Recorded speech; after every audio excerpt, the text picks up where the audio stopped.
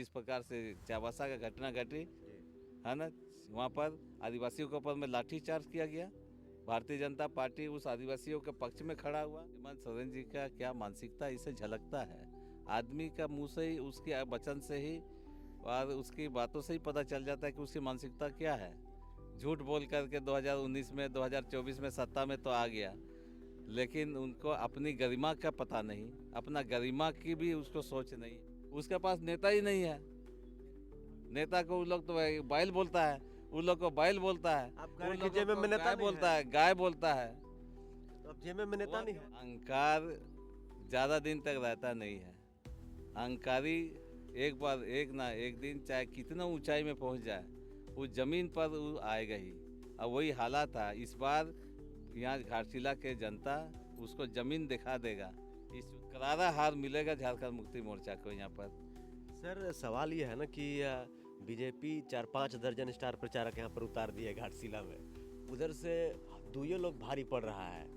हेमंत सोरेन जी हैं, उनकी पत्नी कल्पना मुर्मू सोरेन जी हैं। दो ही लोग भारी पड़ रहे हैं। दो लोग लगातार सभाएं कर रहे हैं, रोड शो कर रहे हैं, हम लोग दो लोग सब पर भारी हैं। चाहे 1 दर्जन मुख्यमंत्री बुला ले बीजेपी, चाहे 2 दर्जन मुख्यमंत्री बुला ले, प्रधानमंत्री को बुला ले, गृह मंत्री को बुला ले, किसी को भी बुला ले, कोई फर्क पड़ने वाला नहीं है। घाटशिला की जनता सोमेश सोरेन को आशीर्वाद प्यार दुलार देने जा रही है। सही हॉस्पिटल नहीं है, हॉस्पिटल है तो दवा नहीं है, दवा है नहीं, दवा है तो डॉक्टर नहीं है।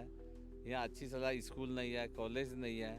यहाँ पर बेरोजगारी लोग भटक रहे हैं, बेरोजगार लोग माने यहाँ वहाँ दूसरे प्रदेशों में चले जा रहे हैं, घर द्वार बच्चे को परिवार को छोड़ करके। जो समस्या है उस चीज़ को सब लोग देख रहे हैं। सब घाटशिला में अब से 48 घंटे बाद मतदान शुरू हो जाएगा, लेकिन उससे पहले सियासत में आग लगी हुई है। लगातार बयानबाजी हो रही है। राज्य के मुख्यमंत्री हेमंत सोरेन एनडीए प्रत्याशी को बैल तक कह दिए। आपने वो बयान सुना होगा। इस वक्त हमारे साथ बातचीत करने के लिए झारखंड के पूर्व मुख्यमंत्री मधु कोड़ा जी हैं। बीजेपी पार्टी में भी हैं, लगातार प्रचार प्रसार भी कर रहे हैं बाबूलाल सोरेन जी के लिए।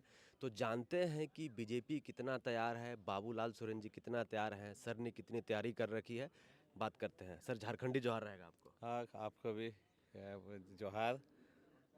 आपका भोकल टीवी के माध्यम से हम आप दर्शक भाइयों को भी जोहार कहते हैं। जी, जब आप मुख्यमंत्री थे ना सर, हम पढ़ रहे थे, पेपर में पढ़ते थे, और आज आपको आपका इंटरव्यू लेने का मौका मिल रहा है, काफ़ी अच्छा लग रहा है।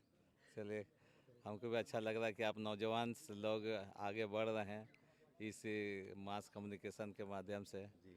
जनता को उनकी समस्या, आपकी एक अच्छा मार्गदर्शन आपका माध्यम से, इस टीवी के माध्यम से मिले, जी। ये उम्मीद करते हैं। उस पे आएंगे सर, लेकिन हमको सबसे पहले ये बताइए कि आपके प्रत्याशी को बैल कह रहे हैं राज्य के मुख्यमंत्री हेमंत सोरेन। एक आदिवासी मुख्यमंत्री, आदिवासी समाज के बेटा को बैल कह दिए, ये कितना, इसको कैसे देख रहे हैं आप? तो यही तो मानसिकता है। हेमंत सोरेन जी का क्या मानसिकता इसे झलकता है। आदमी का मुंह से ही, उसके वचन से ही और उसकी बातों से ही पता चल जाता है कि उसकी मानसिकता क्या है। झूठ बोल करके 2019 में 2024 में सत्ता में तो आ गया, लेकिन उनको अपनी गरिमा का पता नहीं, अपना गरिमा की भी उसको सोच नहीं है। कि एक कहता है कि वहाँ पर चंपा सोरेन बैल है। इस प्रकार से भाषा शोभा नहीं देता एक मुख्यमंत्री जी को। वो भी एक आदिवासी का बेटा है, वो भी एक गांव के रहने वाला है, वो भी जनप्रतिनिधि है। तो इस प्रकार की भाषा, ये से उसकी मानसिकता दिवालियापन का ये परिचय है। क्या लग रहा है सर, आप लोग लगातार घूम रहे हैं, बीजेपी के तमाम दिग्गज नेता घाटशिला कैंप किए हुए हैं, घाटशिला के सुदूर क्षेत्र में घूम रहे हैं, क्या लग रहा है, रिस्पांस कैसा मिल रहा है आप लोगों को? नहीं, बात सही है कि हम लोग आए हैं, भारतीय जनता पार्टी का, एनडीए का यहाँ पर संयुक्त ये प्रत्याशी हैं, बाबूलाल सोरेन जी हैं। तो हम लोग यहाँ पर आए हुए हैं उनकी चुनाव प्रचार करने के लिए। आज उसका अंतिम है, प्रचार का अंतिम समय है। और हम लोग जो रुझान देख रहे हैं, जो भी लोगों के बीच में, और काफ़ी अच्छा रुझान है। उन लोग ये चाह रहा है कि भाई, हम लोग बहुत देखा झारखंड मुक्ति मोर्चा को, 2-2 वर्ष से हम लोगों ने मौका दिया, लेकिन हमारी समस्या वही है। सही हॉस्पिटल नहीं है, हॉस्पिटल है तो दवा नहीं है, दवा है तो डॉक्टर नहीं है। यहाँ अच्छी सलाह स्कूल नहीं है, कॉलेज नहीं है। यहाँ पर बेरोजगारी लोग भटक रहे हैं, बेरोजगार लोग घूम माने यहाँ वहाँ दूसरे प्रदेशों में चले जा रहे हैं, घर द्वार बच्चे को परिवार को छोड़ करके। जो समस्या है उस चीज़ को सब लोग देख रहे हैं। और सबसे बड़ी बात है कि ये अबुआ सरकार बोलता है, अबुआ सरकार। अबुआ सरकार का मतलब है कि भाई आदिवासियों की सरकार बोलने के लिए है। लेकिन आप लोग पिछले देखे होंगे जब से हेमंत सरकार बना है, हेमंत सरकार यहाँ पर आया झारखंड में, आदिवासियों के ऊपर में सबसे ज़्यादा अत्याचार हुआ, आदिवासियों के ऊपर में सबसे ज़्यादा उसकी ज़मीन यहाँ पर अतिक्रमण कर रहा है, विस्थापित वही लोग हो रहे हैं। चाहे वो पाकुड़ का जो होगा, पाकुड़ का जो गाय मथान का जो मामला है, वहाँ का आप देख सकते हैं। वहाँ पर बारी को लोग आ करके वहाँ का जो आदिवासी भाइयों का लोग का ज़मीन पर घर बना के ये कब्जा कर लिया। नगरी का घटना आप लोग देख रहे हैं, वहाँ किसानों का ज़मीन को ले लिया गया। सारंडा को आज वहाँ पर जिस प्रकार से लोग विस्थापित का कैया में चप्पे लोग भयभीत है विस्थापित होने के लिए, भविष्य उसके अंधकार के जैसे में देख रहा है। चावासा में 27 अक्टूबर को जो 12 बजे रात को जो लाठी डंडा से पुलिस द्वारा मारा गया, लाठी डंडा से बच्चे को मारा गया, लाठी डंडा से लोगों को औरतों को मारा गया, गर्भवती महिलाओं को मारा गया, ये अंधकार में मारा गया, आज जेल भेज दिया गया। ये सब लोग देख रहा है।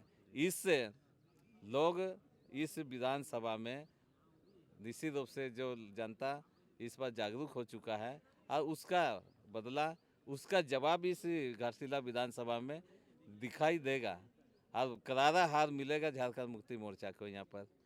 सर सवाल ये है ना कि बीजेपी 4-5 दर्जन स्टार प्रचारक यहाँ पर उतार दिए घाटशिला में, उधर से दुइये लोग भारी पड़ रहा है। हेमंत सोरेन जी हैं, उनकी पत्नी कल्पना मुर्मू सोरेन जी हैं, दो ही लोग भारी पड़ रहे हैं। दो लोग लगातार सभाएं कर रहे हैं, रोड शो कर रहे हैं, कह रहे हैं हम लोग दो लोग सब पर भारी हैं। चाहे 1 दर्जन मुख्यमंत्री बुला ले बीजेपी, चाहे 2 दर्जन मुख्यमंत्री बुला ले, प्रधानमंत्री को बुला ले, गृह मंत्री को बुला ले, किसी को भी बुला ले, कोई फर्क पड़ने वाला नहीं है। घाटशिला की जनता सोमेश सोरेन को आशीर्वाद प्यार दुलार देने जा रही है। अरे देखिए यही तो है, अहंकार ज़्यादा दिन तक रहता नहीं है। अहंकारी एक बार एक ना एक दिन चाहे कितना ऊंचाई में पहुंच जाए, उस ज़मीन पर वो आएगा ही। और वही हालात है इस बार। यहाँ घाटशिला के जनता उसको ज़मीन दिखा देगा इस चुनाव में। यहाँ पर ठीक है, ये भारतीय जनता पार्टी का प्रत्याशी, एनडीए के प्रत्याशी बाबूलाल सोरेन जी हैं। अब भारतीय जनता पार्टी छोटा मोटा पार्टी नहीं है, राष्ट्रीय अंतर्राष्ट्रीय में इसका एक एक छवि है। सबसे बड़ा दल के रूप में, राजनीतिक दल के रूप में लोग आज देख रहे हैं उसको। यहाँ पर एक लोकतांत्रिक व्यवस्था है। अगर कोई एक प्रत्याशी यहाँ पर अगर किस चुनाव लड़ रहा है, विधानसभा का चुनाव लड़ घाटशिला का, तो वो एक परिवार का होने के नाते सभी को आना है। स्टार प्रचारक कहिए चाहे साधारण प्रचारक कहिए, उसके पास नेता ही नहीं है। नेता को उन लोग तो बैल बोलता है, उन लोग को बैल बोलता है, आप कह रहे उन हैं कि लोगों जेब में को नेता गाय नहीं बोलता है? है, गाय बोलता है। तो अब जेब में नेता वहाँ नहीं है? केवल वहाँ एक ही दिख रहा है, वहाँ एक ही बात, जो बोलेगा सोरेन वही होगा, जो हेमंत सोरेन बोले वही बोलेगा। लेकिन यहाँ ऐसे नहीं है, यहाँ लोकतांत्रिक व्यवस्था है। यहाँ सारे लोग मिल के हम लोग करते हैं, मिल करके काम होता है, चाहे छोटा हो चाहे बड़े काम हो।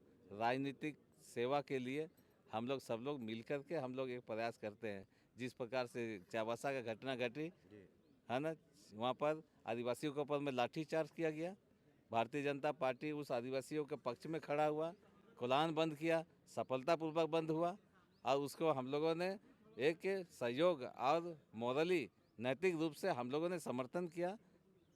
एक सवाल रहेगा कि अभी हाल के दिनों में आप खबरें देखते होंगे कि कुर्मी समुदाय कह रहा है कि हमको एसटी सूची में शामिल किया जाए। रेल टेका आंदोलन भी हुआ, पिछले कई वर्षों से ये लोग मांग कर रहे हैं।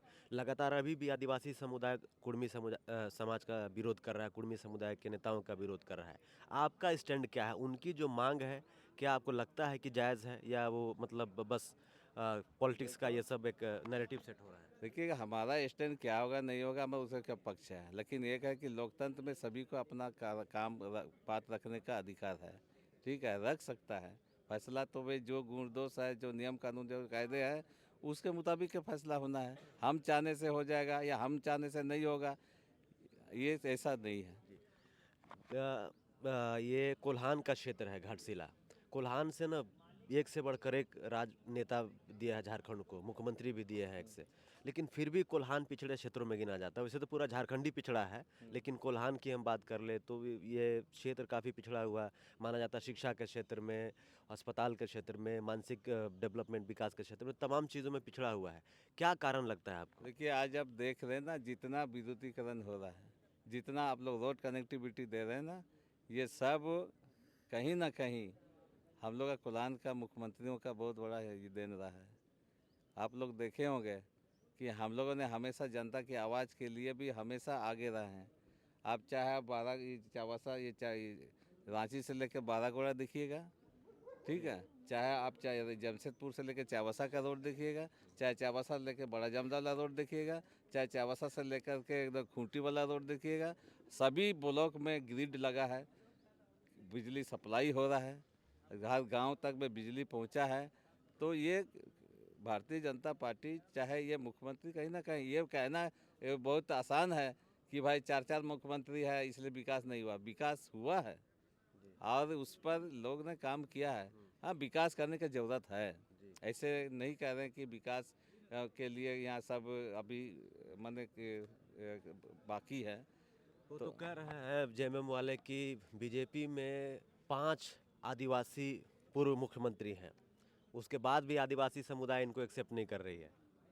ऐसे नहीं है, जो भरम है वो भरम टूटेगा, क्योंकि जिस प्रकार से लोग किया है यहाँ पर धोखा में रख करके सत्ता में आया है, लोग समझ रहा है। इस बार का चुनाव में इसलिए मैंने कहा बदलाव होगा। भारतीय जनता पार्टी को निश्चित रूप से इस बार लोग समर्थन करेंगे, सहयोग करेंगे, मदद करेंगे और जिताएंगे यहाँ से।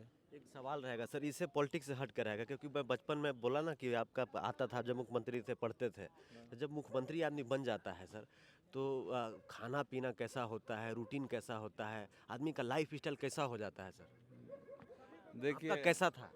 देखिए वो अब व्यक्ति व्यक्ति पर विचार होता है, व्यक्ति पर निर्भर करता है कि वो कैसे रहेगा, कैसे रहेगा।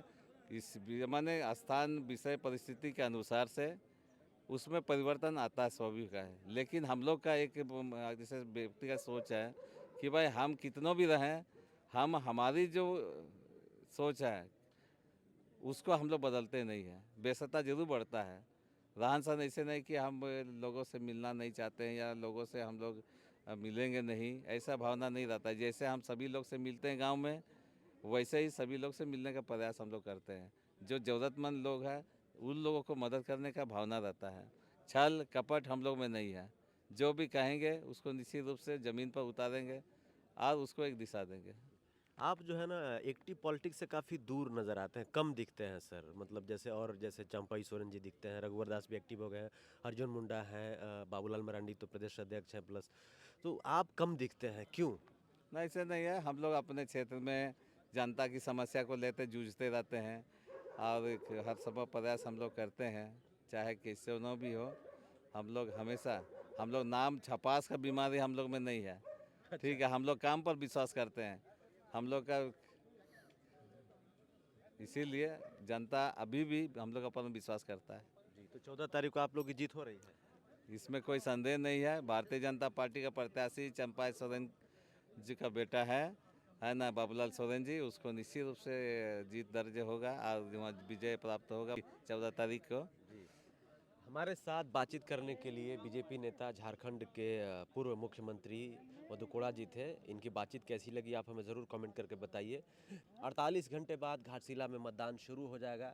आज शाम को 5 बजे प्रचार प्रसार थम जाएगा। सभी नेता एक्टिव हो गए हैं। अब रात को दारू बटाएगा, मुर्गा बटाएगा, क्या बटाएगा वो तो बात की बात है।